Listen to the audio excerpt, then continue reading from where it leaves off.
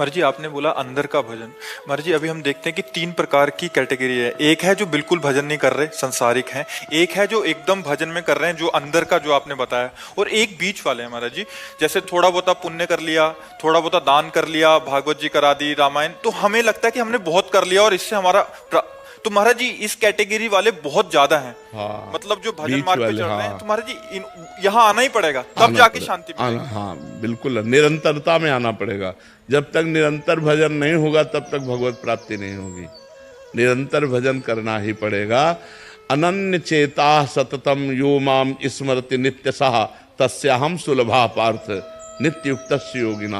अनन्यस चिंतयन्तो माम ये जना परिपासते तेषाम नित्याभियुक्ता नाम योगक्षेमम भाम्यम। अनन्य अनन्य अनन्य, अन्य ना चिंतन होने पावे, निरंतर भगवत चिंतन। ऐसा गीता, भागवत, रामायण, जितने भी शास्त्र हैं, सबका एक मत है, भगवान का निरंतर सुमिरन होना, भगवान का निरंतर भजन होना। आना इसी में पड़ेगा, चाहे इस जन्म में आ जाओ, चाहे अगले जन्म में आ जाना। निरंतर भजन करने वाले की ही सदगति होती है। और जो साधन भजन बनता है, पुण्य बनता है, तो और भी लोग तो हैं हमारे, तप लोक, महरलोक, जनलोक, सत्यलोक, इनमें जाता है। लेकिन भगवान के नित्य धाम में जाना, जन्म मरण से मुक्त हो जाना, इसके लिए निरंतर भजन की आवश्यकता है। अंतर रहित भजन, निरंतर भजन। मर्जी जी अभी जैसे आप थोड़ी देर पहले कह रहे थे कि मतलब अगर भजन का अभ्यास छूट गया तो फिर नीचे आना पड़ेगा, तो महाराज जी ऐसा भी है? हाँ बिल्कुल। अभी एक प्रश्न था महाराज जी कि 2 साल से बहुत अच्छा भजन हो रहा था, थोड़ा विषयों की ओर मन गया तो एकदम भजन छूट गया। बिल्कुल बिल्कुल, इसमें तो वही आ गई। हाँ बिल्कुल बिल्कुल। जैसे वो अभी बगल में बैठे हुए यहाँ कह रहे थे 32 साल से भजन कर रहा, तो बिल्कुल इसमें है कि जैसे हम भगवत प्राप्ति नहीं हुई और आप भजन में की चढ़ाई पे चढ़ गए और विषयों का संयोग हो गया, तो आप उतर के जमीन में खड़े हो जाएंगे आके। वो चढ़ाई काम की नहीं हुई। चढ़ाई तब काम की मानी गई जब आप वहां से उतरे नहीं और वहीं खड़े रहे। भले ऊपर नहीं चढ़े लेकिन नीचे तो नहीं आए ना, तो वहीं खड़े रहे, तो आपकी स्थिति मानी जाएगी। इसमें तो बहुत सावधानी रखनी। और क्या, तभी तो संत महात्मा जो वास्तविक भजनानंदी हैं, निरपेक्ष रहते हैं, निरंतर भजन परायण रहते हैं, उदासीन रहते हैं, गंभीर रहते हैं। मनोरंजन थोड़ी सुहाई देता है, मनोरंजन में फंसा तो गया, चाहे जितने बड़े भजनानंदी हो।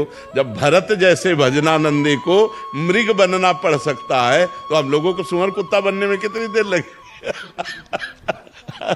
भरत चरित्र पढ़ाएला, भगवान ऋषभ देव जी के पुत्र इतने बड़े भजनानंदी की राज्य पाठ छोड़कर गंडकी नदी के किनारे भजन कर रहे हैं। और इतना भजन भागवत में पढ़ के देखो उनकी स्थिति। और हिरण का मोह जागृत हुआ तो उतर के इतना खड़े हो गए कि एक बार भी रामकृष्ण हरि नहीं, उसी हिरण का चिंतन। और अंततो गत्वा उनको हिरण के चिंतन में ही प्राण त्यागना पड़ा और अगला जन्म हिरण बने। मर्जी ये तो वैसा ही हुआ कि जब तक पूरे रोग की निवृत्ति नहीं हो जाती, हाँ, अगर बीच में कुपथ्य हो गया तो उससे बढ़कर रोग हो सकता है। हाँ, इसीलिए तो सावधान रहना चाहिए, आजीवन सावधान रहना चाहिए। गृहस्थ आश्रम में ऐसे तो नहीं हो सकता। क्यों नहीं हो सकता? कितने गृहस्थ ऐसे महापुरुष हुए हैं जो विरक्तों के आगे निकल गए, विरक्तों के आगे निकल गए। कितने ऐसे गृहस्थ हुए भरे पड़े हमारे इतिहास में, जो आए एक से एक महापुरुष हुए जो विरक्तों के आगे, विरक्त खड़े होकर उनका आदर करते थे, विरक्त खड़े होकर के उनके आगे हाथ जोड़ते थे। ये हम लोगों की कमी है। अच्छा, हम अंदर राधा राधा जप रहे हैं तो कोई गृहस्थी में बाधा है क्या? रसोई बना रहे राधा राधा राधा राधा राधा, पोछा लगा रहे राधा राधा, फावड़ा चला रहे राधा राधा, व्यापार कर रहे राधा। ये हमारी बेईमानी है, ये हमारी बेईमानी है कि हम अपने को गृहस्थ मान करके और भगवान से विमुख हो जाते हैं। ऐसे लोग हैं कि एक माला भी भजन नहीं करते, रात दिन लड़का बच्चा, रुपया पैसा, धन संपत्ति। इसलिए नाम जप करो, अच्छे आचरण करो, गंदे भोजन का त्याग करो, गंदे आचरणों का त्याग करो, तो आप आनंदित हो जाओगे। ये मत कहो कि हम गृहस्थ हैं तो हम भजन नहीं कर सकते। भजन तो कर सकते हैं प्रभु। तो फिर गृहस्थी में क्या है? तुम्हारे 4-5 लड़का बच्चा होंगे, हमारे 500 हैं। बताओ ना। नहीं, बहुत सरल है। हाँ, तुम्हारी गृहस्थी में 5-7 लोग होंगे, यहाँ 5-700 है। 500-700 लोग हैं जिनका रोज भोजन सुबह शाम दोपहर, तो कितनी बड़ी हमारी गृहस्थी, तुमसे बढ़ के गृहस्थी है। लेकिन भजन, सब भजन परायण है, सब भगवान के भजन परायण, कोई चिंता शोक से ग्रसित नहीं है। इसलिए नाम जप को, भगवान के आश्रय को, भगवान की भक्ति को हर जगह किया जा सकता है, चाहे आप व्यापारी हो, चाहे नौकरी पेशा वाले हो, चाहे जब युद्ध में भजन हो सकता है, मामनुस्मर युद्ध च, तो फिर और कहाँ भजन नहीं हो सकता। जो गति एक सन्यासी को होती है वही गति एक गृहस्थ को होती है। सच्चाई से चले, ईमानदारी से भजन करते हुए, अपने धर्म का पालन करते हुए। एक तपस्वी थे कश्यप जी, उन्होंने बड़ी तपस्या की एकांत में।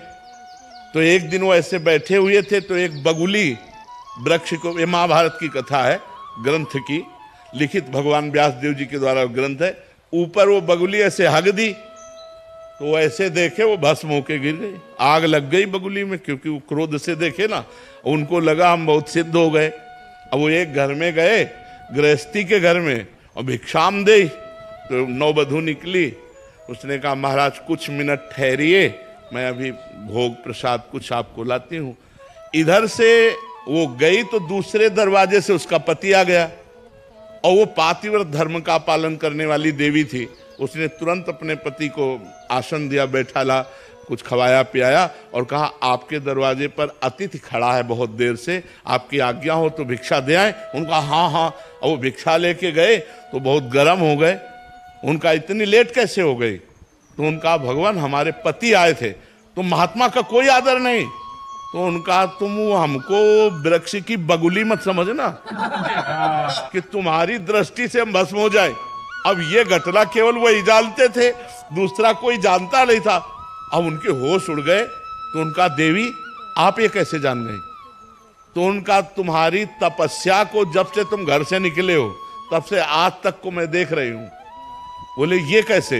बोले मैं अपने पति को भगवान मानती हूं, कभी पर पुरुष का स्पर्श नहीं किया, और भगवान का चिंतन करती हूँ, पति की सेवा करती हूँ, मुझे तीनों काल का ज्ञान है।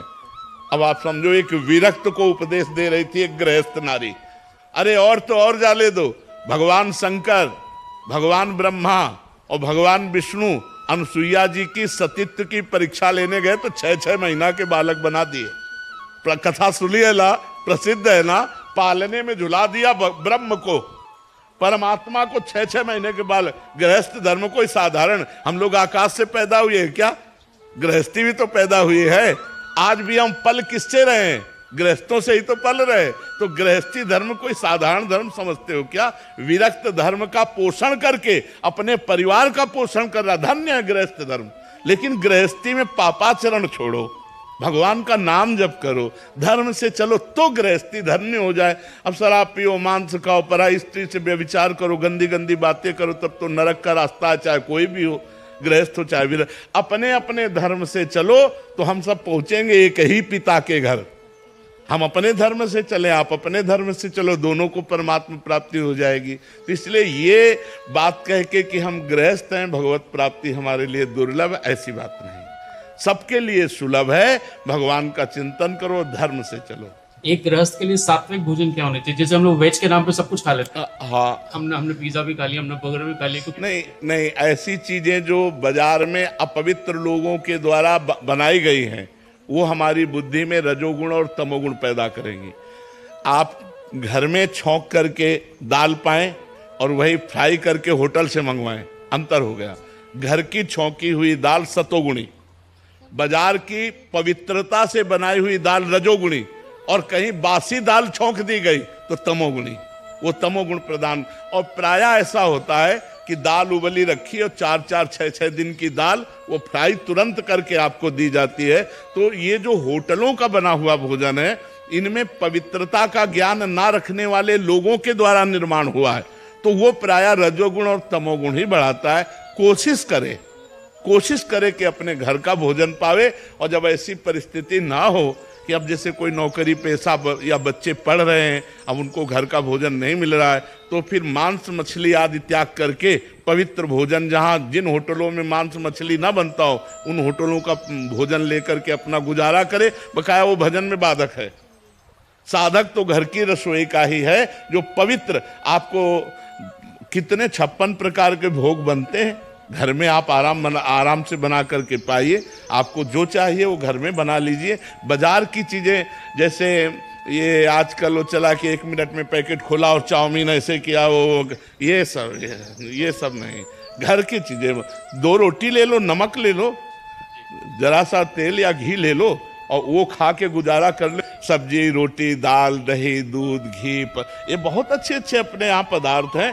आप 2 पराठा बना लीजिए, नमक से खा लीजिए, लेकिन ये पिज्जा, बर्गर, ये चीजें मत खाइए। ये आपके स्वास्थ्य के लिए भी हानिकारक है और परमार्थ के लिए भी हानिकारक है। आपके बुद्धि पतित हो जाएगी, परमार्थ लायक नहीं। और आजकल लोग यही पसंद करते हैं, गंदा आहार हो, गंदा पेय हो तो बोले वीआईपी पार्टी रही, और अगर सात्विक बढ़िया खीर पूड़ी सब्जी रोटी बना के पवाला तो पार्टी नहीं। कह रहे हैं कि उसने कुछ करा ही नहीं। करे, हाँ उसने कुछ किया, बिल्कुल बिल्कुल। इसलिए हमें लगता है अगर हमारा आहार शुद्ध है तो हमारी बुद्धि शुद्ध है, बुद्धि शुद्ध है तो जीवन सही रहेगा। ये अशुद्ध बुद्धि का ही तो लक्षण है। अब मान लो पिए पाए शराब में नशे में मार दिया गोली, अपने भी मार लिया, खत्म खेल। अब वो भूत प्रेत बनेंगे और क्या बनेंगे? देवता थोड़ी बनेंगे, भूत प्रेत बनेंगे। या काल मृत्यु जो है, ये इस तरह की हत्या, वो निम्न योनियों में जाएंगे, भूत प्रेत नीच योनियां प्राप्त होंगी। तो इसलिए हमें लगता है हमारा भोजन शुद्ध होना। बच्चा अपनी माँ से नाराज हो जाता है और मार डालता है। कितने ऐसे केस देखो ना, माँ किसी दूसरे से फंस गई तो अपने बच्चे की हत्या कर देती है। आप घटनाओं को जरा क्रम से देखिए तो ये क्यों हो रहा है? क्योंकि आज हमारी बुद्धि भ्रष्ट हो रही है।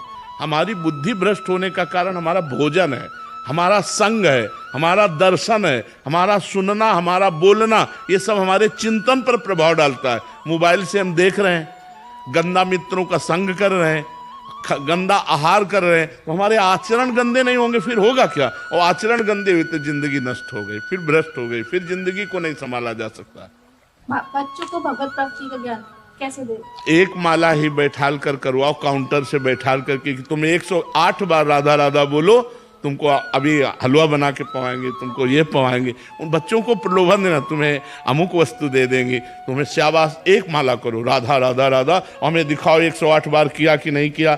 ऐसे धीरे धीरे उनको, अच्छा अब तुम 200 बार करो, तुम 300 बार नाम जप करो। ऐसे धीरे धीरे लगाओगे तो बच्चापन से संस्कार बन गए ना नाम जप के, तो अच्छे सदगृहस्थ बन जाएंगे। उनको शिक्षा दे कि गलत आचरण ना करे।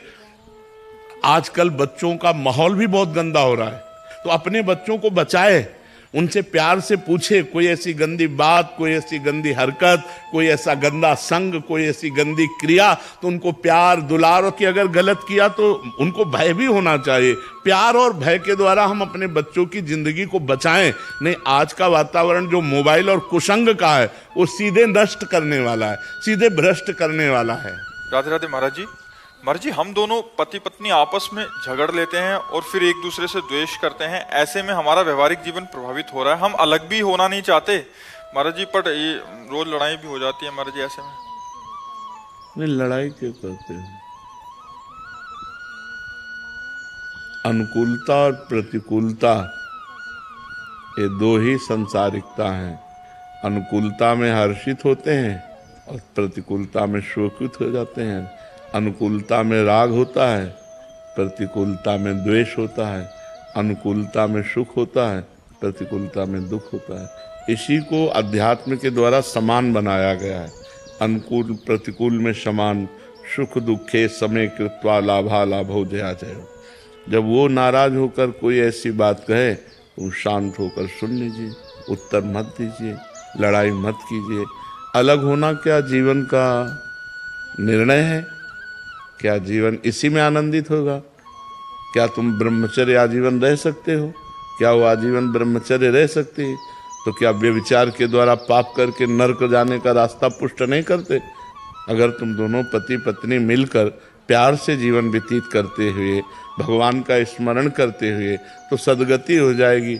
लड़ाई मत लड़ो, उसको प्यार करो। एक कुत्ते को प्यार करे तो पूंछ डुलाने लगता है, हम मनुष्य को प्यार करें तो क्यों नहीं अधीन कर सकते? प्यार में पशु को अधीन किया जा सकता है। तो हमें लगता है कि हम अपनी पत्नी को प्यार करें, पत्नी को चाहे अपने पति से प्यार करे। ये इधर उधर जो गंदी बातें हैं ये सब छोड़ दे। दंड भोगना जब पड़ता है तब फिर होश उड़ जाते हैं।